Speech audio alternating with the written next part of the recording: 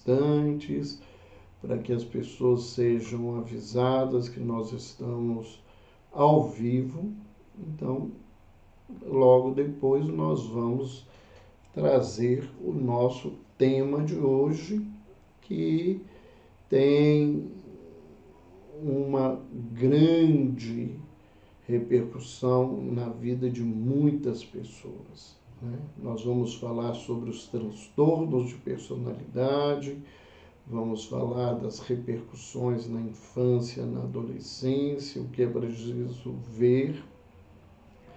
Então, nós sugerimos àqueles que estão nos acompanhando, que sabem de pais, familiares, professores ligados à infância, à adolescência, que convivem com esses processos desafiadores que são os transtornos de personalidade. Avisa eles que nós estamos aí ao vivo, lembrando mais uma vez que as nossas lives não vão ficar no Instagram, né? Elas, a partir de um período para cá, elas têm sido editadas e colocadas no nosso canal. Se você não conhece o nosso canal, se você não ainda entrou, procure lá, Dr. Roberto Lúcio, é um canal de saúde mental e espiritualidade. Se inscreva, isso é importante para que o YouTube reconheça que muitas pessoas estão interessadas no tema.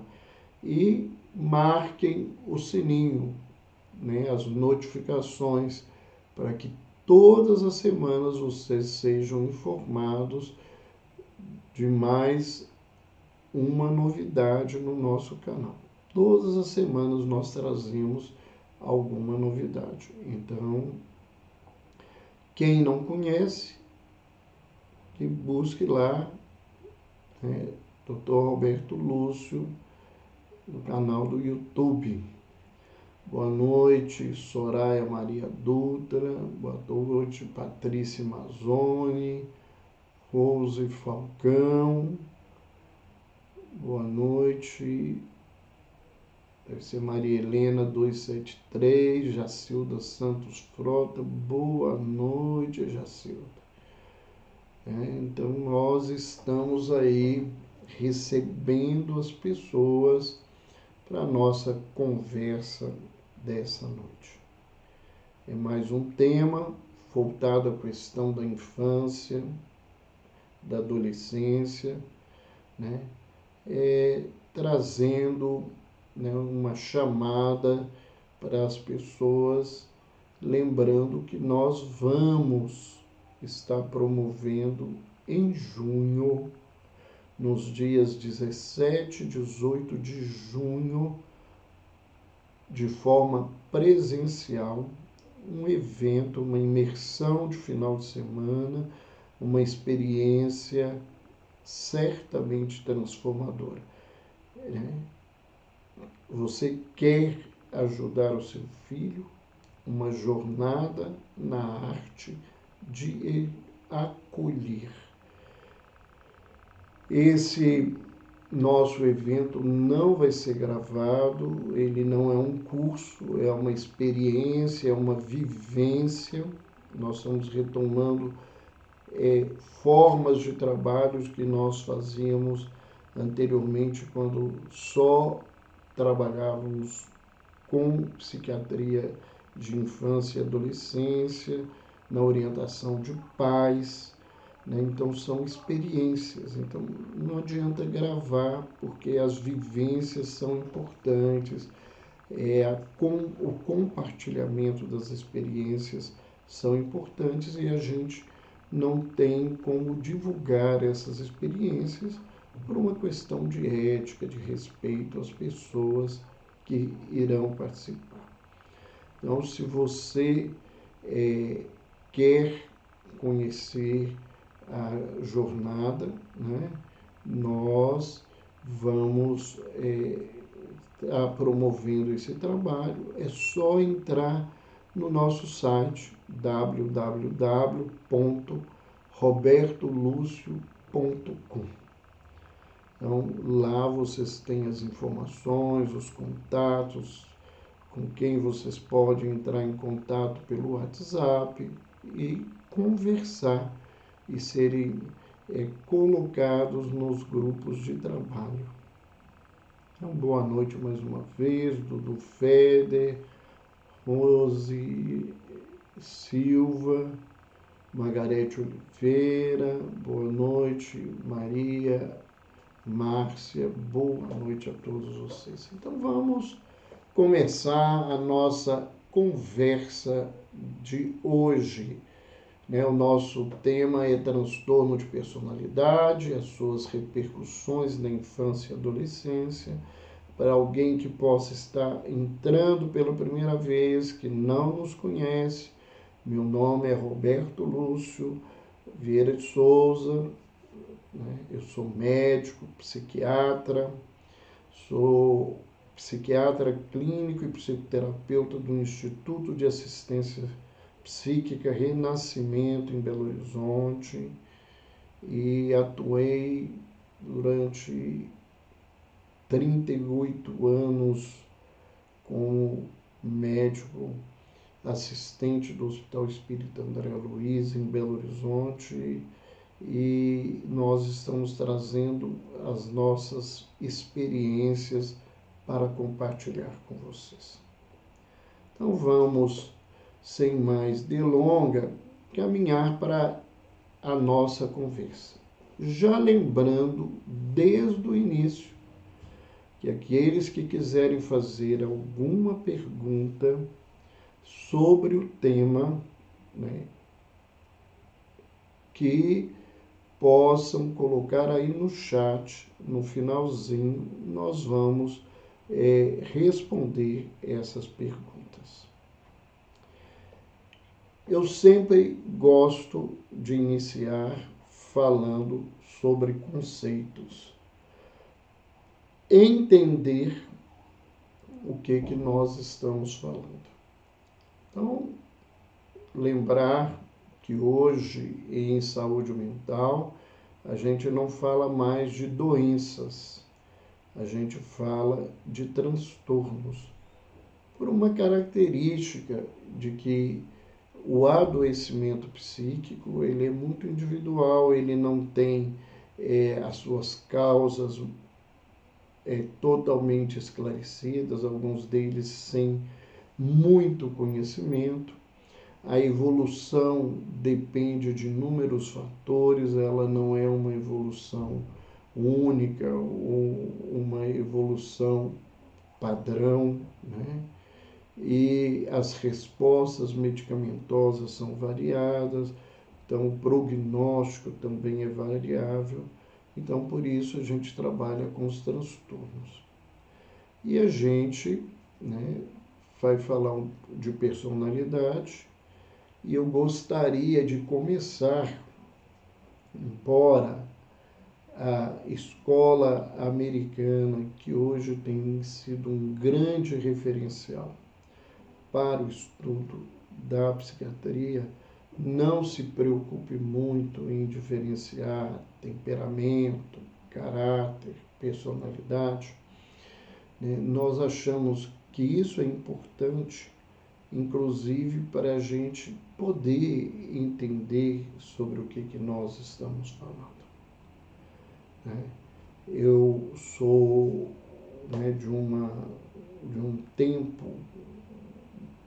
bem anterior a essa leva de informações vindas da América do Norte e que foram envolvendo a psiquiatria, e comecei estudando muita coisa da fenomenologia alemã, da escola francesa, através do INRE, e a gente tem uma leitura um pouco mais diferenciada. Não vamos dizer que é melhor ou pior do que ninguém, porque não é essa a nossa proposta de nenhum tipo de competição. É simplesmente alguma observação. Então, nós vamos diferenciar o que é temperamento, o que é caráter e o que é personalidade. Então, o temperamento, ele se refere à combinação dos aspectos biológicos que nos caracterizam desde o nascimento e que tem uma duração estável ao longo da nossa vida. Então, o temperamento é algo que nós trazemos em nós, né? É uma herança genética, né? Quem tem uma visão mais espiritualista, uma herança espiritual, uma característica da criatura, né? Essa leitura ela envolve, né, o ponto de vista que as pessoas buscam. E quando, né, na primeira metade do século passado, houve uma preocupação muito em diferenciar esses temas, né, foi levantado aqueles 4 tipos de temperamentos esses que já eram falados na Grécia, né, que foram citados, né, por Hipócrates, né, e nós teríamos então hoje uma visão de 4 tipos de temperamento. Um temperamento chamado sanguíneo, um temperamento colérico, um temperamento melancólico e um temperamento fleumático. Segundo, né, cada um desses, você vai encontrar características muito específicas dessas questões, e se alguém se interessa, né, pode buscar esse entendimento, mas dentro da nossa conversa hoje isso é só para lembrar, né, que existem esses 4 temperamentos e que eles acompanham a nossa vida. Eles seriam a nossa marca de manifestação pessoal, interpessoal, social, né? Elas estão gravados em nós. O caráter, ele se refere à maneira pela qual as pessoas expressam o seu temperamento interno inato. Porém, né, esse caráter é diretamente influenciado pelas experiências que a criança passa, principalmente nos 4 primeiros anos da sua vida. Então, o caráter é demarcado por aquilo que ele apreende, principalmente da relação com o pai, a mãe e a família, nesses 4 primeiros anos da vida. E, na verdade, nós vamos ver, depois de entender a personalidade, que dentro da perspectiva que eu trago, seria muito mais adequado nós chamarmos de temperamento, de caráter, né, transtornos de caráter, do que transtornos de personalidade. E o que seria, então, a personalidade? A personalidade, né, é uma força interna que determina o comportamento do indivíduo, que é constituída por padrões, né, de respostas que são recorrentes e persistentes, ela não se reflete apenas numa direção, mas em várias, e ela acontece como sentimentos, pensamentos e o comportamento, e a personalidade é aquela forma como nós nos apresentamos, né? E muitas vezes, sem ser uma doença, né? Que levanta-se aí as múltiplas personalidades, né? Ou uma falta de um comportamento integral, a gente tem manifestações da personalidade diferenciadas dentro das situações sociais que nós vivemos. Né? A personalidade vem de persona, de máscara. Né? Então, a personalidade é a máscara que eu me apresento. E às vezes a máscara que eu me apresento como pai não é a mesma máscara que eu apresento como amigo, como colega de trabalho, como alguém que é liderança numa atividade, alguém que é um empregado de uma empresa. Então, na verdade, nós, quando falamos de personalidade, nós falamos também da habilidade humana de poder fazer-se, né, moldável para a convivência, a relação social.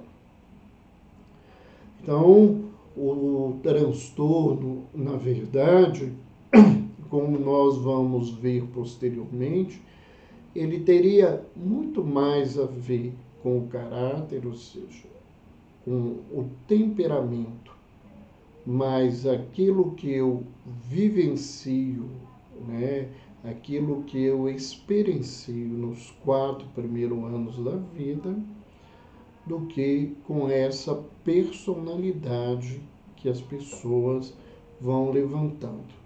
Então, né, mas o que nós vemos, na verdade, né, é que a classificação psiquiátrica com a qual hoje a gente convive e que, né, os psiquiatras mais novos têm sido formados, ela tem uma visão muito estatística. Né? Há uma preocupação da escola americana, né, com a normatização do trabalho, né, com a questão de uma linguagem mais compreensível e universal para as pesquisas e os colóquios profissionais, né? E uma pouca preocupação com o histórico individual da criatura. Tanto é assim, né, que dentro da abordagem americana é comum que o paciente chegue e antes de adentrar ao consultório ele recebe certos, né, questionários que ele deve preencher com X, e esses questionários são entregues ao profissional e ele vai fazer uma leitura diagnóstica a partir dessas informações. Então, isso é perigoso dentro da minha visão e do meu trabalho, porque isto leva a um afastamento de algo que eu acho fundamental na relação psiquiátrica, que é a escuta. As pessoas que chegam ao consultório estão preocupadas em serem escutadas. Quando isso é muito vinculado dessa forma, e é mais ou menos isso nos Estados Unidos, para que os médicos possam resolver a questão da consulta em menor tempo, dando um protocolo de orientações padronizados, isso tira o lugar das pessoas.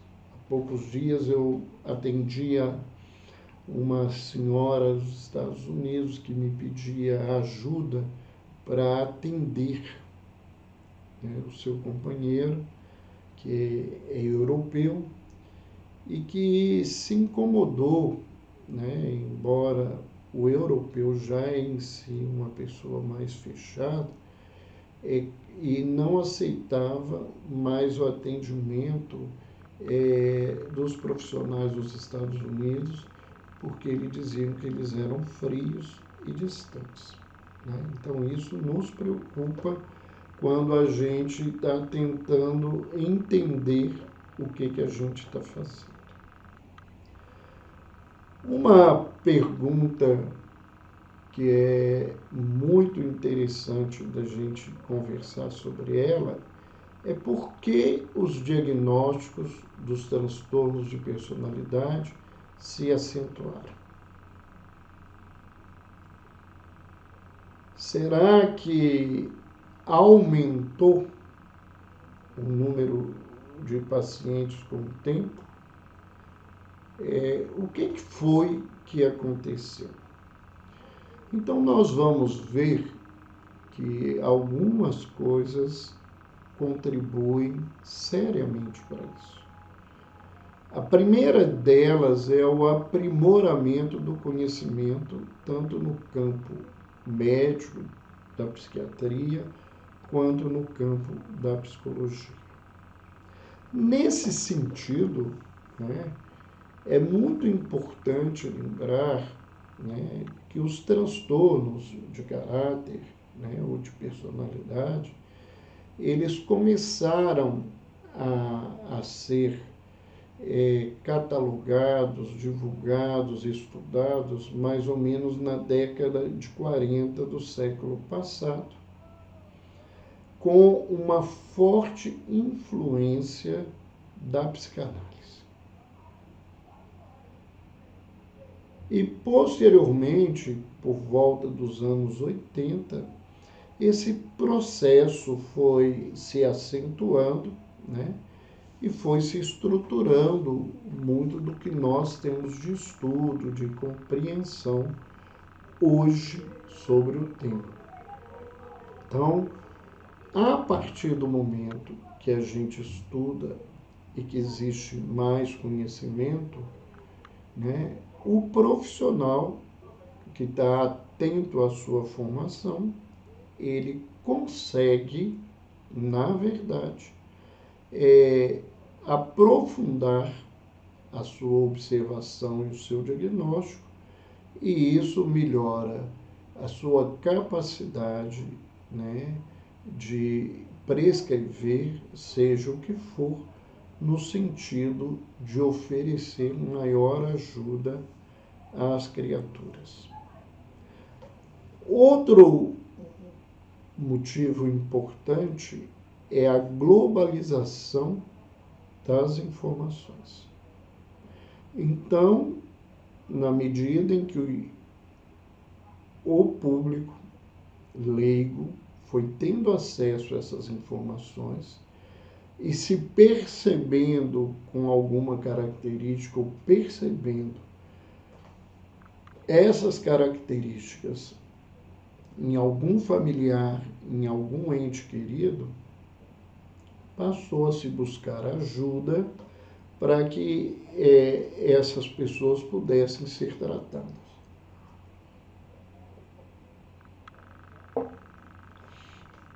Se na globalização de informações muitas vezes a gente tem que ter cuidado com o Dr. Google, a gente também tem que ver lado positivo, porque isso favorece, na verdade, né, que as pessoas possam perceber precocemente nas crianças ou nos adolescentes alterações que quanto mais cedo forem tratadas, mais oportunidade de tratamento elas vão ter, né? Vamos lembrar que, na verdade, se nós estamos falando de expressão da pessoa, né, dos seus sentimentos, da sua capacidade de relacionamento, não é muito tranquilo a gente falar em tratamento dos transtornos de personalidade, né? Mas uma abordagem que auxilie a compreensão disso para as pessoas e que ofereçam ferramentas para que elas se movimentem na vida, mesmo com os seus caráteres, apresentando determinadas características de dificuldade, para caminhar melhor. É importante também lembrar para todo mundo que não existe medicamentos para tratar transtornos de personalidade. O que se faz é usar do medicamento para atacar determinados sintomas que prejudicam a própria criatura e prejudicam a terceiros. Então, nós temos que ter cuidado com isso. Um fator nós não podemos nos esquecer, que pode e tem uma influência nesse aumento do diagnóstico, é que o nosso mundo atual, né, ele é extremamente imediatista, hedonista e egocêntrico. E essas características, né, elas fazem, né, estimulam, né, crianças e adolescentes com personalidades narcisistas. Quem não sabe o que é uma personalidade narcisista, ela não faz parte do corpo dos diagnósticos do manual de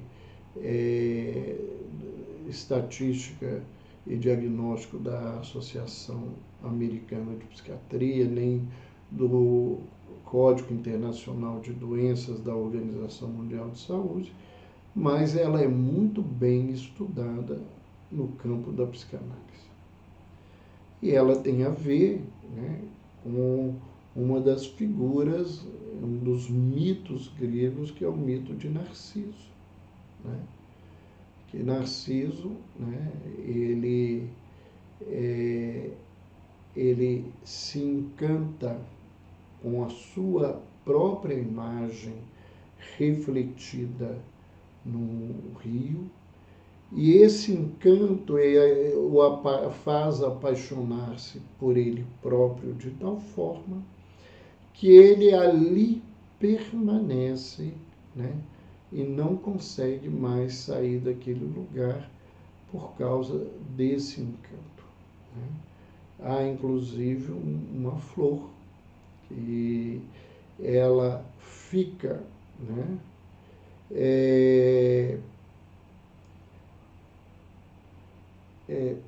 à beira do rio, voltada para o rio, e que é chamada de Narciso. Então, o narcisista é aquele indivíduo que está voltado só para ele, que se autovaloriza de uma tal forma que o seu auto-amor, na realidade, é um egoísmo, e ele fica voltado para essa questão. Então, o nosso mundo, a forma das relações humanas, elas estão caminhando para esse lugar, né?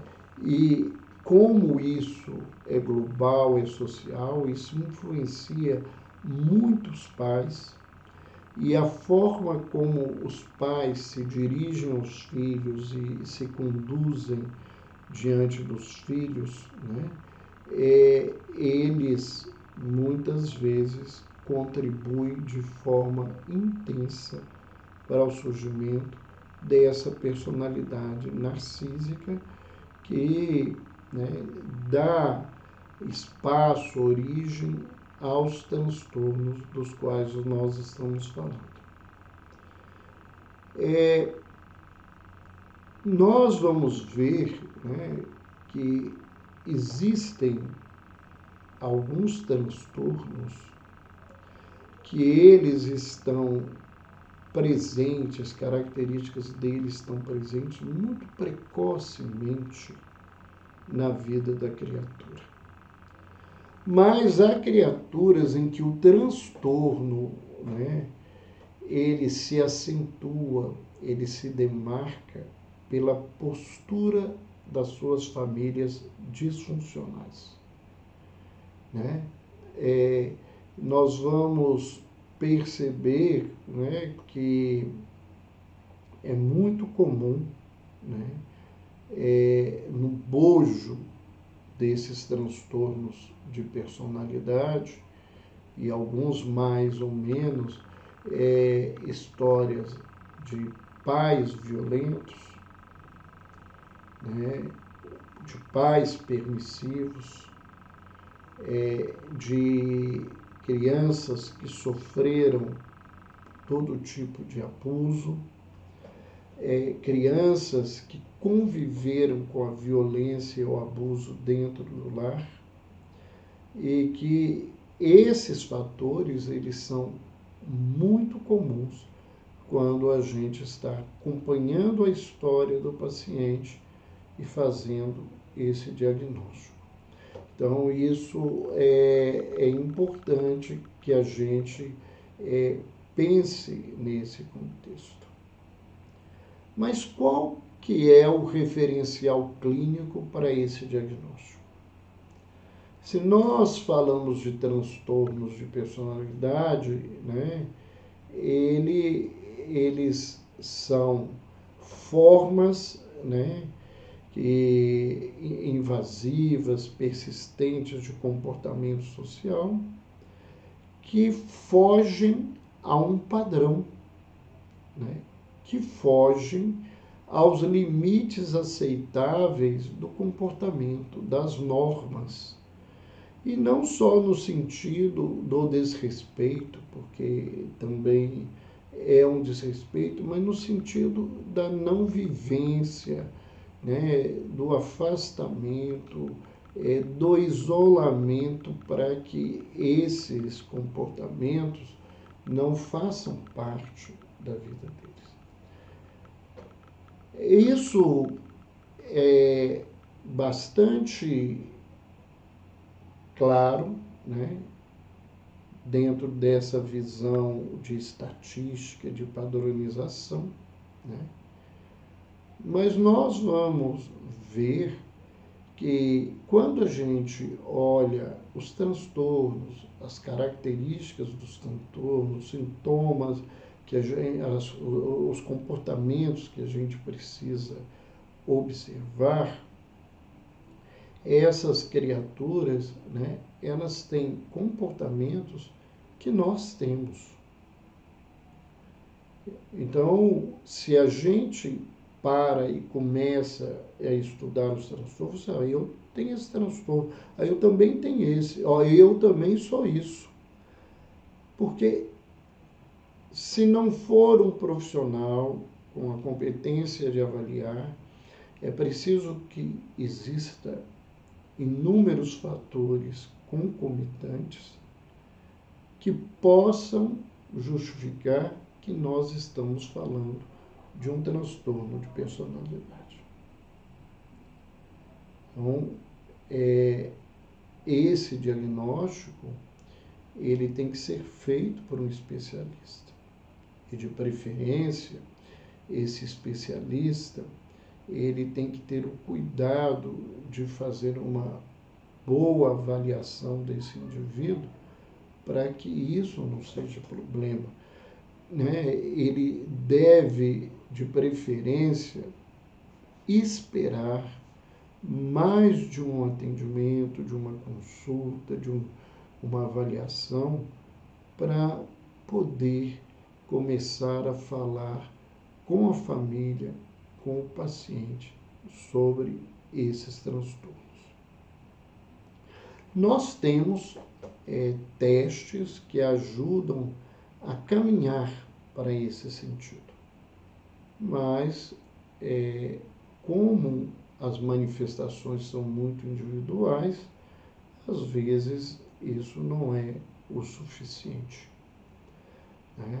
Então, se você desconfia que você tem algum transtorno de personalidade, ou você conhece alguém, ou tem um parente, um filho, uma criança na família, um adolescente que precisa ser avaliado porque parece que isso acontece, tem que se procurar um profissional especializado. Não adianta querer falar, porque está escrito assim, é desse jeito.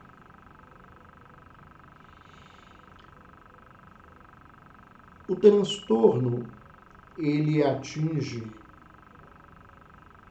4 áreas da vida da criatura. E as maiores expressões dele não são dentro do campo, né, do emocional internalizado, né? A manifestação, né, ela é feita mais do que por um sintoma, por um comportamento. Então, os comportamentos é que nos fazem entender esses quadros. Mas os estudos nos mostram que nós temos 4 grandes áreas que são comprometidas. A primeira dessas áreas é a área da cognição, que é, na verdade, o modo de interpretação, né? Na cognição, o principal é o modo da interpretação do indivíduo da realidade. Não é que o indivíduo tenha algum problema de inteligência, não é que ele tenha um transtorno mental. A leitura da realidade é a partir desse construto interno dele, né? O referencial é ele na sua expressão. E geralmente a interpretação da realidade, né, do que está ao redor, então ela é feita sem muita crítica e é autorreferencial. É como se o universo girasse em torno dele, né? E nesse contexto, tudo que acontece tem a ver com ele, né? É aquele indivíduo, isso é só uma característica que nós vamos poder ver mais à frente nos tipos de personalidade, né? Que as pessoas não estão rindo com ele presente, estão rindo dele, que ali está presente. Então, o universo se move por causa dele ser importante ou sem nenhuma importância, de ser muito importante ou sem nenhuma importância, por causa dele, né? E a interpretação dele vai depender desse tipo de temperamento, de caráter, de personalidade que ele tem. Uma outra área comprometida é a área da afetividade, né? Então, o que a gente vê nesse campo é um comprometimento, né, na presença ou na graduação dos limites e na intensidade, né, e adaptação da excitação e das respostas emocionais. O que é isso? Né? Então, nós vamos ver, né, que alguns transtornos são caracterizados mais por uma ausência de limites, né, ou por um excesso de limites, né, ou por uma graduação inadequada desses limites, ou, né, o indivíduo tem dificuldade, né, de controlar ou de adaptar, né, a sua excitação, os seus sentimentos, as suas expressões pessoais. Então, ele não consegue esconder com facilidade esses comportamentos da vida, né? Algumas vezes isso não é totalmente verdadeiro, mas nós sabemos que na maioria das vezes o é. Ele tem uma dificuldade no controle dos seus impulsos, né? E no controle da gratificação das necessidades dele. Então, ele não consegue controlar quando ele não é satisfeito dentro daquilo que ele quer, respondendo, né, com um embotamento imenso, se isolando, ou com uma agressividade, uma explosividade intensa, né? E ele também se caracteriza por um comprometimento na área dos relacionamentos, sejam dos modos que essas pessoas se relacionam, sejam na capacidade que elas têm de lidar com os relacionamentos. Então, esses fatores, né, essas áreas, elas são muito importantes dentro do nosso aprendizado. Para que a gente possa falar de um transtorno de personalidade, ele tem que ser invasivo, ou seja, ele se apresenta na totalidade da experiência da criatura. Ele toma lugar. Ele se caracteriza por um comportamento inflexível. Ele age sempre daquela maneira. Não é que todos os temperamentos agem de uma mesma forma, mas a criatura sempre age daquela mesma forma. Ele se caracteriza porque a criatura tem uma má adaptação social e porque essa criatura é não funcional, ou seja, ela não consegue cumprir um papel, uma função social adequadamente. Ela até tenta em muitos casos, mas as suas limitações não lhes permitem fazer esse processo, né?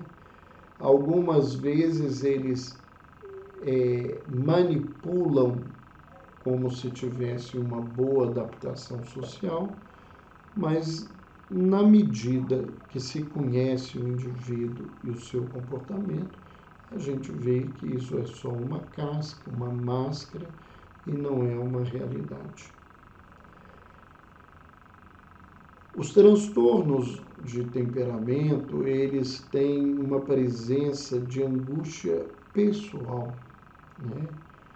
Ou um impacto adverso no campo social. Ou seja, ou ele leva a um sofrimento interno do indivíduo, né? Ou ele tem um impacto negativo da relação desse indivíduo com o mundo. Ou ainda, as duas situações podem estar presentes. Esse transtorno é um desvio que é persistente, ele é de longa duração, melhor dizendo, né? Ele dura a vida inteira, né? E ele tem que ter um início ou na infância ou na adolescência. Aí alguém pode perguntar, mas se vai estar presente a vida inteira, o que é que vai servir o tratamento?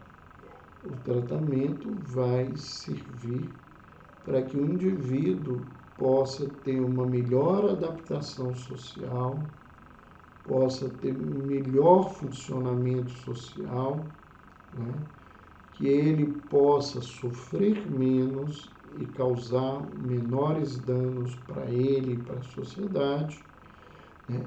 E se isso for alcançado, isso já é uma grande resposta. Para que se fale em transtorno de comportamento, a gente tem que afastar a presença de transtornos mentais pré-existentes a esses transtornos de personalidade. Porque muitas vezes alguns desses comportamentos, eles se apresentam e se acentuam em determinadas doenças. Então, nós vamos ver, por exemplo, o transtorno paranoico, o transtorno esquizoide, eles têm muita semelhança com os quadros psicóticos, principalmente com os quadros esquizofrênicos, com a esquizofrenia paranoide, né? Muitos profissionais têm a dificuldade para diferenciar um transtorno borderline de um transtorno bipolar. Muitas vezes o borderline é considerado um bipolar, o que não é na verdade, né? E, né, a gente tem que lembrar que os portadores de transtorno mental podem ter concomitantemente transtornos de personalidade, né? E essa questão, às vezes, é muito mais frequente do que as pessoas podem imaginar. Mas isso não significa, né, que todo indivíduo que tem transtorno de personalidade tenha algum tipo de transtorno mental. E uma outra coisa importante no diagnóstico é excluir qualquer tipo de doença, de lesão ou disfunção cerebral orgânica que justifique o comportamento do indivíduo.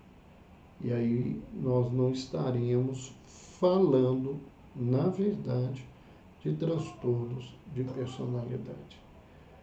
Quais seriam os transtornos principais, né, de personalidade?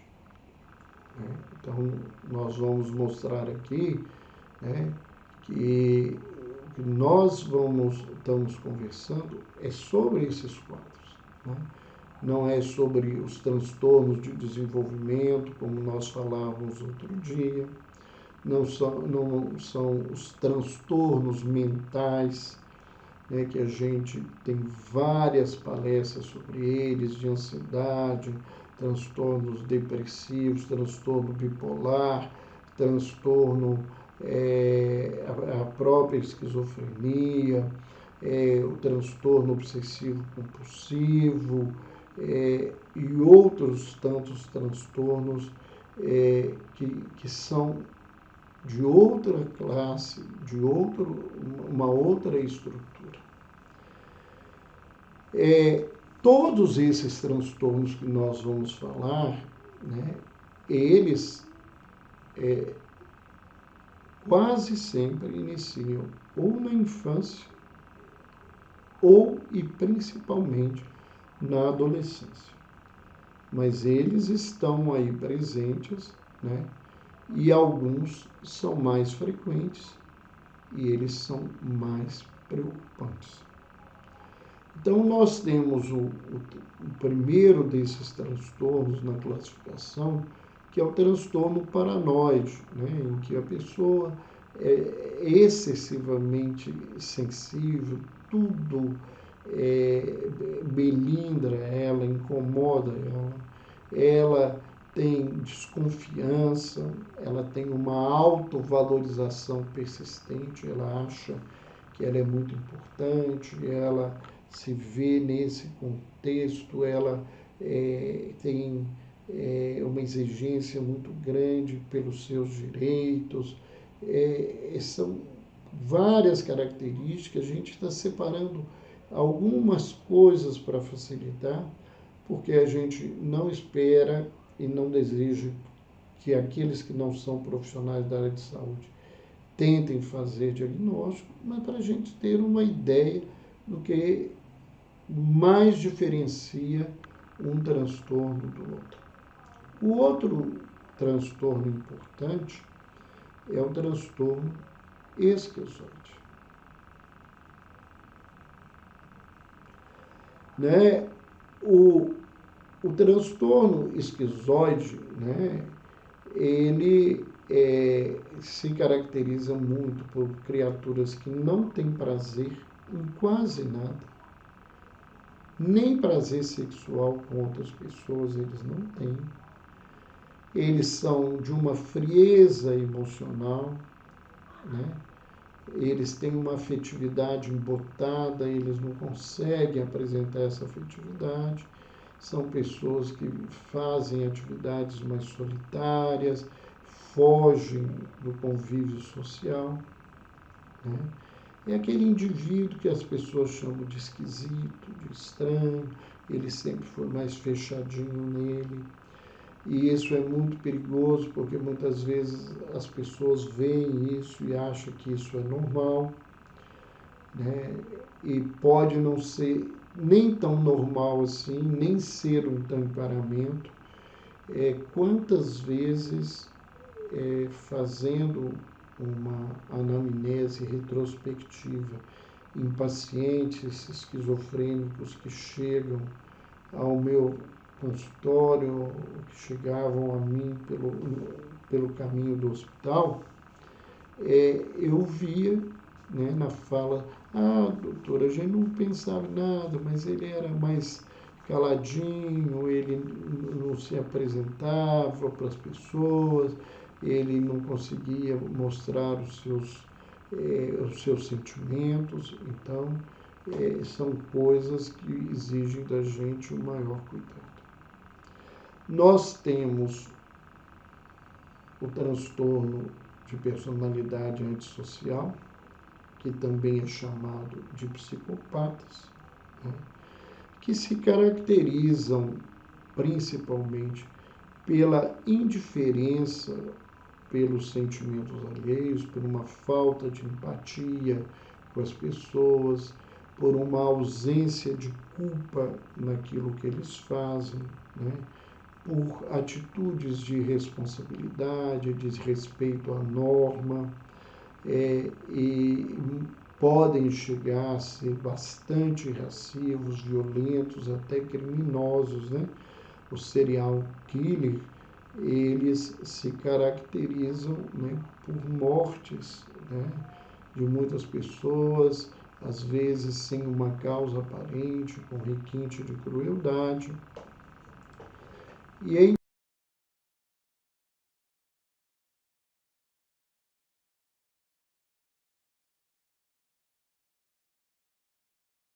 eles têm uma aparência social de pessoas maravilhosas.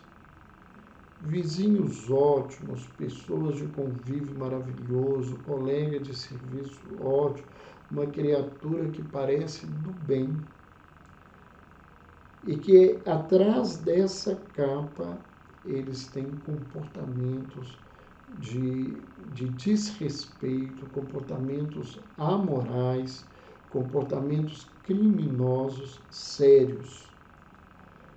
A gente vê nos relatos desses criaturas que colocam a família fechada, trancafiada, há anos sem contato nenhum social, que são abusadas, violentadas, e que as pessoas que convivem com eles acham que eles são extremamente dóceis, que nunca fariam isso. Eu me lembro, inclusive, de um paciente com transtorno antissocial que eu atendi, que foi responsável por alguns crimes que escandalizaram a sociedade brasileira, a sociedade mineira e brasileira, pelo requinte dos cuidados da gravidade, que era uma pessoa extremamente educada, muito inteligente. Ele aplicava golpes nas pessoas, ele fingia ter profissões as quais ele não era formado, e as pessoas se envolviam pelo jeito aparentemente dócil dele. E quem vê a forma e a maneira que ele convenceu seus comparsas de fazerem os crimes, fica aterrorizado.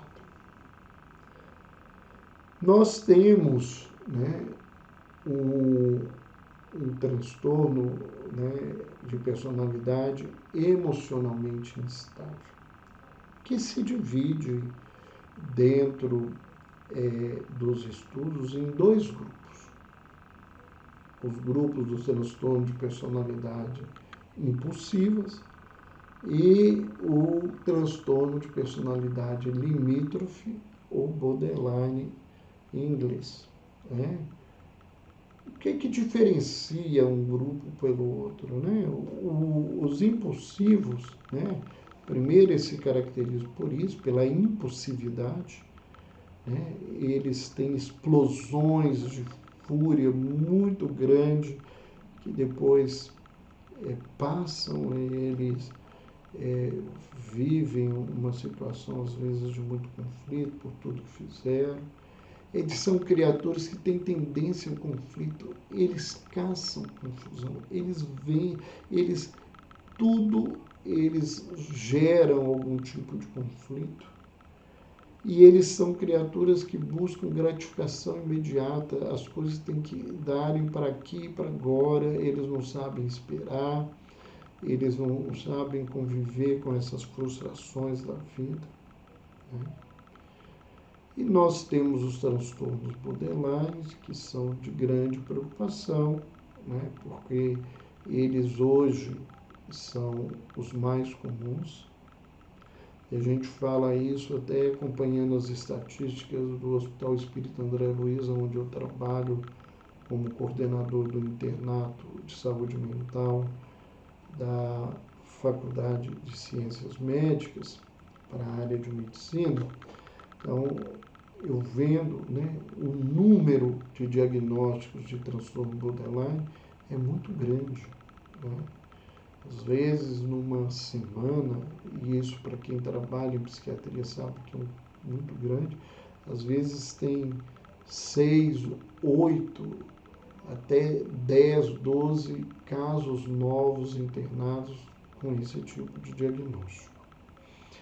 E eles são pessoas que carregam uma incerteza da autoimagem, Eles têm uma menos-valia muito grande, Eles têm uma necessidade de serem autorreferendados o tempo todo, de alguém falar que os ama e que está ocupado com eles. Eles têm um medo muito grande de abandono. Por causa desse medo de abandono, eles têm tendências a relacionamentos intensos, né, instáveis, né, eles só arrumam relacionamentos complicados. São criaturas que têm tendência ao uso do álcool, das drogas, que se automutilam, que, né, tentam suicídio, muitas vezes na busca de socorro, porque não conseguem conviver consigo mesma, nem com o mundo, porque eles se sentem o tempo todo desvalorizados por eles mesmos. E são quadros que exigem bastante cuidado, que são difíceis de serem tratados, né? Lembrando, né, que esses quadros, os principais tratamentos são psicoterápicos. E a psicoterapia, ela necessita da adesão da criatura. Então, em alguns desses quadros, às vezes até é difícil fazer a pessoa aderir ao tratamento. Então, se a gente consegue fazer esse diagnóstico bem precoce, às vezes é mais fácil, né, envolver uma criança, um adolescente bem jovem, a buscar uma ajuda, né? Mas isso é importante a gente lembrar. E no caso do borderline, a grande maioria das psicoterapias, elas não são produtivas ou efetivas. E hoje a principal indicação, né, é a terapia comportamental dialética, que é um trabalho mais novo, que envolve dois tipos de escolas, né?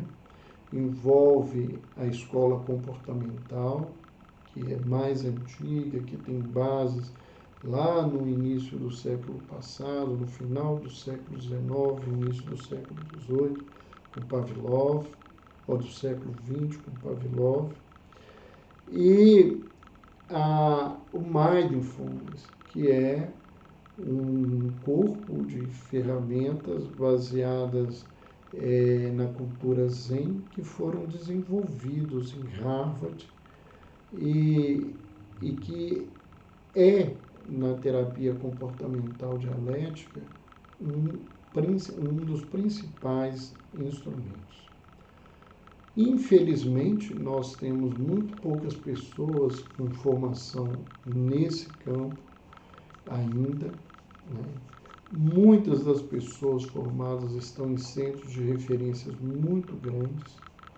A terapia comportamental dialética, ela tem um grave senão no Brasil, que é o problema econômico, porque não há um investimento real em saúde mental por parte do governo, né? A parte da verba que vai para a saúde mental, para a saúde no SUS, já é muito pequena, e a parte que vai para a saúde mental é de aproximadamente 2% da verba do SUS. Então, isso é praticamente nada. Então, nós não temos isso. Uma terapia dialética comportamental adequada é feita por uma equipe de multiprofissional, com vários psiquiatras, vários terapeutas, e isso ficaria muito caro. Então, a gente enfrenta essa dificuldade. Nós temos profissionais que tentam fazer isso sozinhos, às vezes fazem de forma efetiva, mas com muitas dificuldades. Mas acho que é importante lembrar isso aqui. Nós temos ainda personalidade histriônica, onde o indivíduo é muito teatral, ele exagera na expressão dos seus sentimentos, tudo dele é exagerado, fala alto, movimenta com o corpo. O latino é muito histriônico, né? É muito teatral, então a personalidade histriônica, ela é uma presença ainda muito maior pela essa questão nossa, né? O indivíduo que tem personalidade histriônica, ele é muito sugestionável às coisas que as pessoas dizem. Oh, você está pálido, daqui a pouco ele está passando mal. Não, está tudo bem na sua vida e a vida está maravilhosa, aquela coisa toda. Mas ele tem uma afetividade muito superficial, ele não dá conta de relacionamentos profundos, ele não dá conta de se envolver, né? Ele, ele tem que ser o centro das atenções, e quando a gente é o centro das atenções, não dá conta de envolvimento, porque o envolvimento traz empatia, compaixão, compartilhamento, e ele é o centro das atenções, o mundo tem que estar voltado para ele. Nós temos a personalidade anancástica, né? Que é aqueles indivíduos cheios de cautela, que buscam muito perfeccionismo, que têm muita preocupação com os detalhes, tem um excesso de preocupação com a produtividade. Então, aqueles indivíduos que eles ficam restritos socialmente porque tem que produzir muito bem feito e acabam não fazendo nada, né? E nós temos a personalidade ainda ansiosa, né? Onde o indivíduo tem uma tensão, uma apreensão persistente, que ele tem uma menos-valia, ele tem medo de crítica e por isso ele evita o social, porque ele tem medo do social criticá-lo, ver os seus defeitos. E uma personalidade dependente, né, onde é aqueles indivíduos que são submissos, que eles deixam para as outras pessoas decidirem para eles, que eles relutam em fazer qualquer tipo de exigência, que eles têm capacidade limitada para decidir, eles têm toda uma dificuldade de expressão. Mas essas são características básicas, elas não falam de todo o contexto, mas é importante porque nós estamos falando do tema e a gente tem que trazer esse contexto. Quais são os comportamentos a serem observados? Quem é pai, quem é educador, quem trabalha com criança, quem vive com adolescente, o que precisa observar?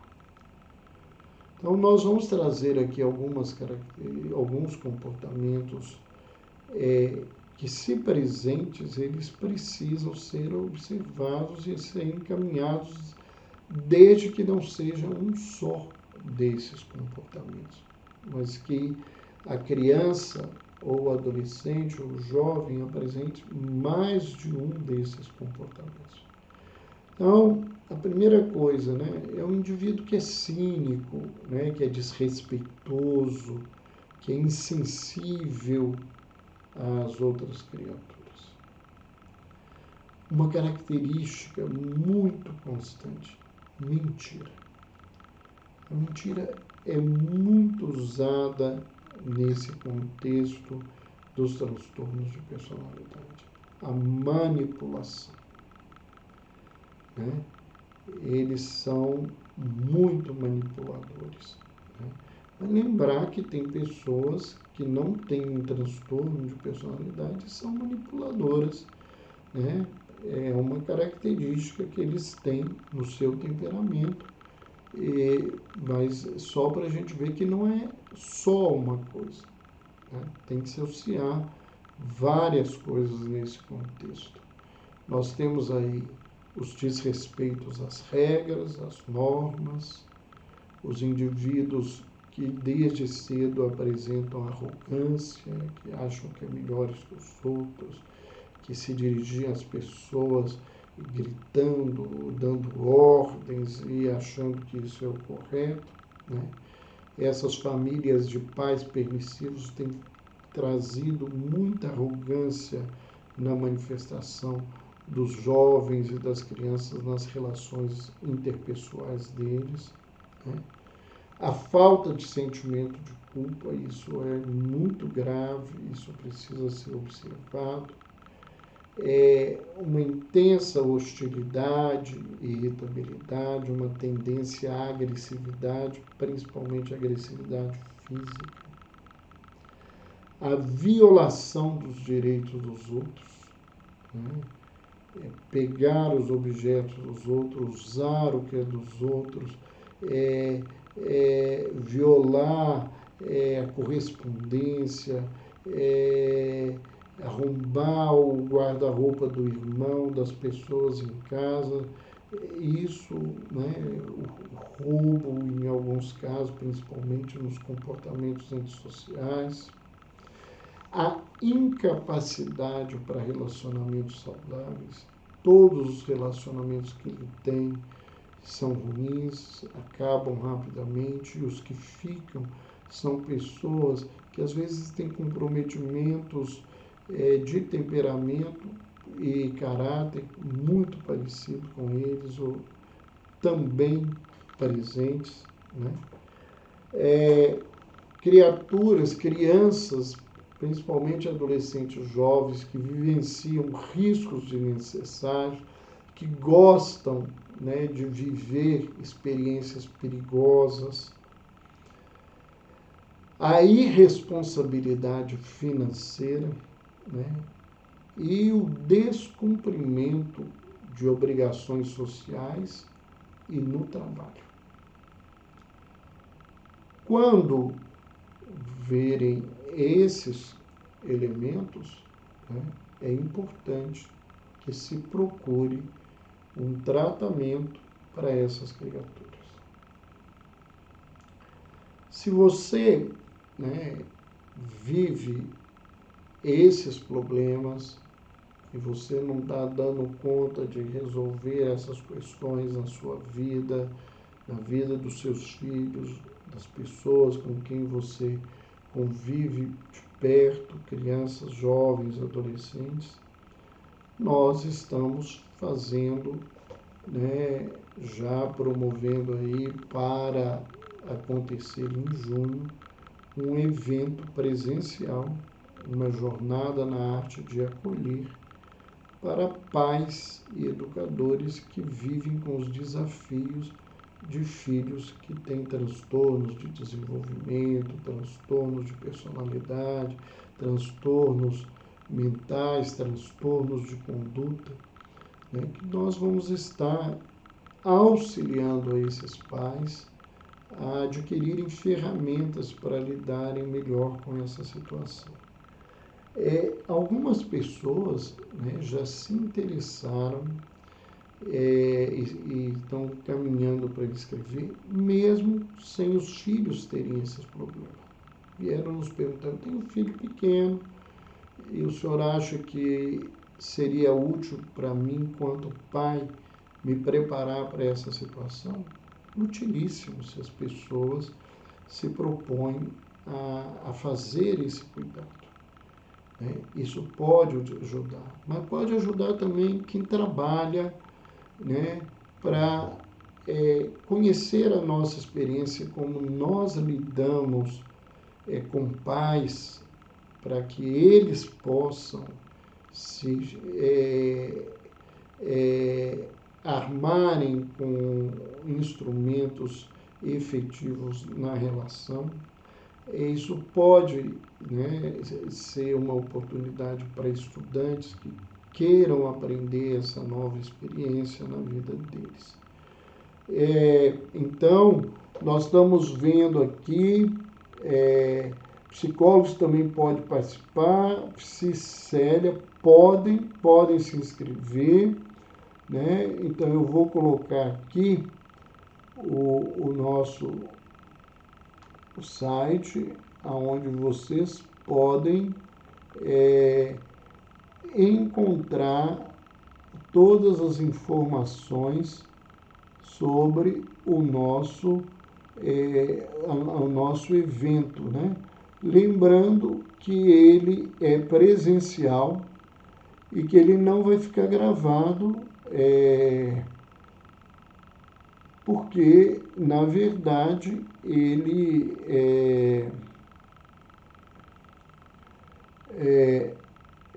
vai trazer as experiências das pessoas e eticamente isso não seria possível.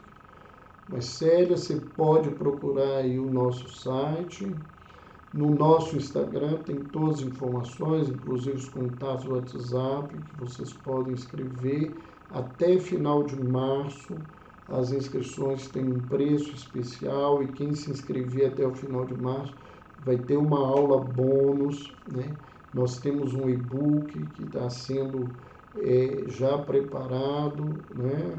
É uma oportunidade, então nós vamos estar recebendo sim as pessoas. Eu queria voltar aqui, algumas pessoas fizeram comentários.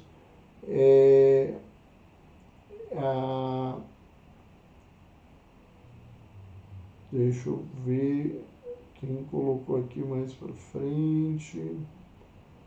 Nós vimos. Perguntou se a gente poderia falar de TAG, né? Olha, o transtorno de ansiedade generalizada não é um transtorno de personalidade, né?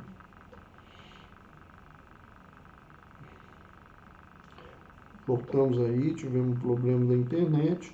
Então, só voltando, Moacir, para dizer que TAG, né, não, às vezes, ela não dá para ser tratada. A internet está falhando, então ela não pode ser tratada apenas com terapia, às vezes precisa de medicamento, né, porque o indivíduo não consegue, né? E quando o indivíduo não aceita a medicação, né? A medicação é um instrumento de ajuda nos transtornos de personalidade, mas ele não é o principal elemento nesse contexto, né? Porque o principal é a terapia, né? Nós vamos aqui, a Cleonice levantou aqui assim. Acontece que alguns pais tiveram que passar por cima do preconceito e não aceitação e começaram a dar um remedinho para que as crianças possam estar abertas e dar conta do aprendizado.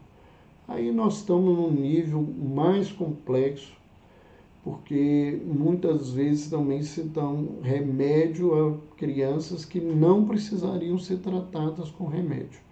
Mas as pessoas estão começando a vencer os preconceitos porque elas não dão conta, na verdade, de lidar com esse desafio sem algum tipo de ajuda. Então, as pessoas estão levantando aí alguns questionamentos, algumas posições, algumas pessoas agradecendo a palestra. Então, quem tiver interessado em conhecer a nossa jornada, está aqui www.robertolucio.com. Né? Nós vamos estar falando mais sobre isso, vamos estar recebendo pessoas para conversarmos sobre isso. Né? Então, nós vamos estar tendo convidados para conversar sobre isso, estamos levando essas nossas experiências para a mídia, na medida do possível, para que as pessoas tenham ideia. Se você pode nos ajudar a indicar alguém que precise disso, é muito importante, certamente para o nosso trabalho, mas também para essas pessoas, porque a ajuda em psiquiatria infantil e da adolescência é muito difícil de ser conseguida, porque o corpo de psiquiatras na infância e adolescência é muito reduzido no Brasil. Eu falava com o Dr. Marcos Ribeiro, né? Outro dia eu postei aí, ele é um dos filhos do coração, ele acabou a residência dele no Instituto dos Servidores do Estado de São Paulo e ele passou para o 4º ano de especialização, que é de psiquiatria infantil e de adolescentes, na Unifesp, né, que é a Universidade Federal do Estado de São Paulo, e ela é uma universidade grande e o número de residentes são só 5 residentes. E a gente tem um número de crianças e adolescentes precisando de todo tipo de ajuda e não consegue, né? Na pandemia eu tive que voltar a trabalhar com crianças e adolescentes porque as pessoas não conseguiam profissionais para atender os meninos com ansiedade, com insônia, com tentativa de autoextermínio, com automutilação, com os mais diferentes transtornos, precisando de ajuda. Então fica aqui, quem não conhece o nosso canal no YouTube, Dr. Roberto Lúcio, sobre saúde mental e espiritualidade, toda semana nós temos novidade, essa live vai para lá, não vai ficar gravada no Instagram, ela vai ser editada pela equipe e depois vai, na verdade, para o YouTube, e aí vocês podem ter acesso, assistirem mais vezes, pensarem no assunto. Eu agradeço a presença, né, daqueles que estiveram conosco o tempo todo, aqueles que passaram aqui, aqueles que nos cumprimentaram. E aguardo vocês na próxima semana. Na próxima semana nós temos novidades muito interessantes para trazer para vocês sobre o nosso trabalho. Um beijo no coração, continue nos seguindo no Instagram e como eu sempre lembro as pessoas, leiam a minha publicação, porque eu tenho trazido reflexões importantes sobre aquelas frasezinhas que o pessoal vai lá, curte e às vezes não fazem essa reflexão para ver, né, aquilo que nós estamos tentando trabalhar, aquilo que nós estamos tentando oferecer para o público, pensar sobre saúde mental e espiritualidade. Mais uma vez, um beijo no coração. Até mais!